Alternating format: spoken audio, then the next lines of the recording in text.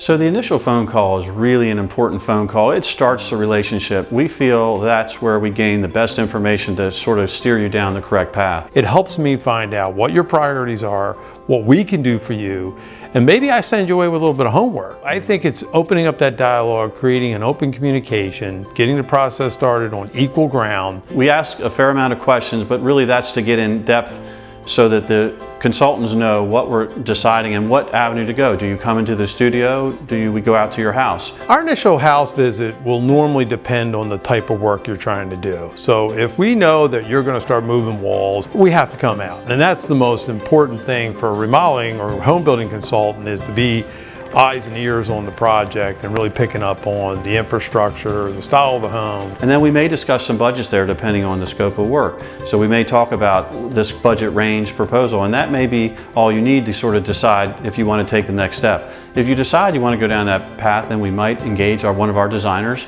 depending if it's an architecture or interior designer, to sort of help you process through that. Sometimes it can be that if you're in the beginning stages, we might ask you to just come in and take a look at the design studio, maybe look at some product, get started there, get to know you a little better, and then it's not unheard of that it might be a month or two that we'll be out at the house taking a look around and seeing what we can discover. I think in all the years I've been in business, I think it's really fair to say that a lot of decision making is driven by numbers, and that is the reality of it. So I think the sooner you get to having that discussion with your contractor, the better. New homes are a little easier because you can kind of snapshot them into what that requirement is, and you can work a little bit with square footage. Remodeling is a little different. You know, sometimes what we have to do is go through a little bit more of a development phase. So we might ask you to sign a development agreement or a design agreement, some type of agreement to help us put our resources into your project. When you pay for resources and you pay for development, you get the benefit of that. I mean, you're not jumping in the deep end and going into a contract. You're simply saying, can you assist me to get this project detailed out to a point where I know what I'm really paying for. If you break down the word estimate, it is what it is. It's an estimate. It's not a detailed, it's really not down cut in stone a final cost.